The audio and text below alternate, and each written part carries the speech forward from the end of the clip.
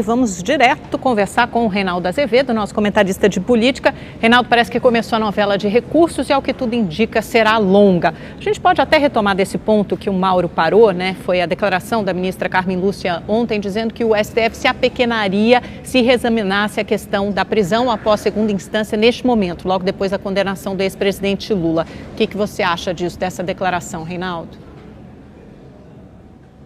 Boa noite, Amanda.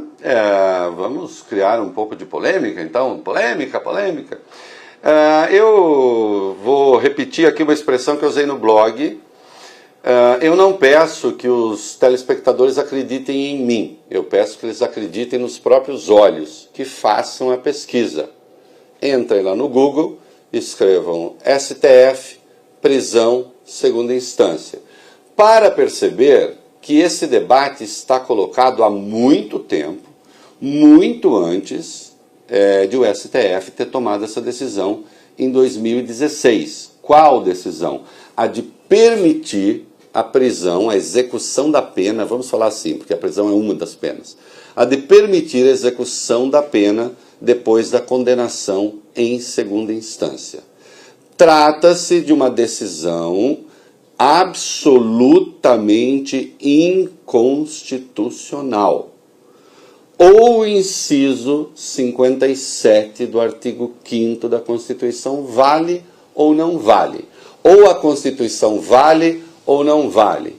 O inciso 57 do artigo 5º diz que ninguém será considerado culpado até o trânsito em julgado da sentença em processo penal. Se ninguém é culpado, vai cumprir pena como? Um não culpado cumpre pena? Ah, mas eu não gosto da lei. Ah, então tem que mudar. Não gosta da lei, não cumpre? Eu hoje só saí de casa, só botei o nariz fora da porta, porque quando eu abro a porta do meu apartamento, existem regras no condomínio. E eu sei que o meu vizinho do andar de baixo não levou o cachorro para fazer cocô na minha porta. Eu só desci porque o porteiro tem as regras para abrir e fechar o portão. Eu só entrei no táxi porque existem as regras do aplicativo pelo qual eu chamei o táxi. E só cheguei aqui, onde estou, porque as regras de trânsito funcionam.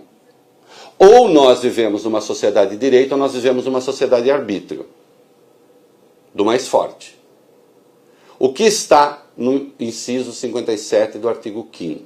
É a prisão depois do trânsito em julgado. Lula tem o trânsito em julgado? Não tem o trânsito em julgado. O Código de Processo Penal e a Constituição, portanto, diz que ele ainda não é culpado. Ah, está defendendo Lula? Eu não estou defendendo ninguém, eu estou falando de lei. A ministra Carmen Lúcia fez muito mal em falar desse assunto. Ela fez muito mal porque ela está intimidando os colegas dela. Por exemplo, o Marco Aurélio tem duas causas com ele, de que ele é relator. Ele pode a qualquer momento botar para votar. Quer dizer que se ele botar para votar agora vai ser por causa do Lula? Eu pergunto, quando você vota alguma coisa para beneficiar alguém, certamente você está procedendo mal. Mas quando você não vota alguma coisa com medo de beneficiar alguém, você estará procedendo bem? Quem disse a ministra Carmen Lúcia que essa questão só existe por causa do Lula? Ela existe muito antes. Essa afirmação é mentirosa. A afirmação é mentirosa, ministra. A senhora não deveria ter comentado esse tipo de coisa. Contente-se, com a devida vênia, em já fazer a pior presidência da história do Supremo. Não é? Então não acho que tem que ficar criando confusões novas. Porque isso está estimulando o outro lado a fazer besteira também. Hoje tem um manifesto de artistas. Eleição sem Lula é ilegítima. Quem disse que a eleição sem Lula é legítima? Não, é perfeitamente legítima uma eleição sem Lula. Agora, isso não impede e não deve impedir que se discuta a qualidade da condenação. Né? Uma vez que isso que o tribunal fez com Lula, da unanimidade, só aconteceu em 9% das vezes das decisões do Tribunal Regional Federal da 4ª Região. E eu vou repetir uma coisa que eu disse aqui. Uma justiça em que os senhores magistrados entram em concerto com C, numa combinação, é uma justiça sem conserto com S.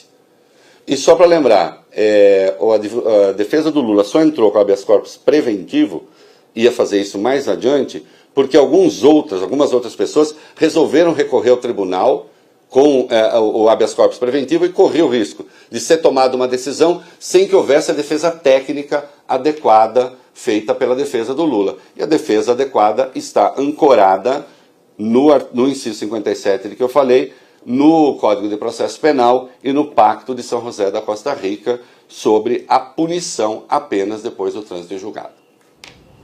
Reinaldo, boa noite. O juiz Sérgio Moro enviou um ofício ao Tribunal Regional Federal da 4ª Região, em que ele recomenda que presos não tenham pés e mãos algemados, como aconteceu com o ex-governador Sérgio Cabral. Ele acertou, Reinaldo? Boa noite, Boris. Acertou. Você se lembra que eu fiz uma crítica muito dura aqui, você também.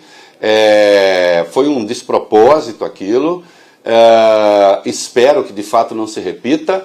E lembro, e pode parecer que eu estou pegando no pé da ministra, mas não estou não.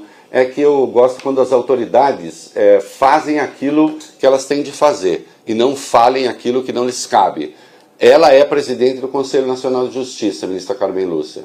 Presidente do Conselho Nacional de Justiça responde em última instância pela questão dos presos do Brasil inteiro, de qualquer instância, de qualquer nível. E ela se calou diante dessa barbaridade, né? Agora o próprio Sérgio Moro está dizendo que não se deve repetir esse procedimento e não se deve mesmo, né?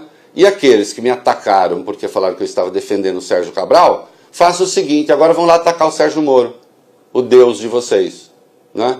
Eu já disse, não me ajoelho aos pés de humanos, né? É isso aí. Boa noite.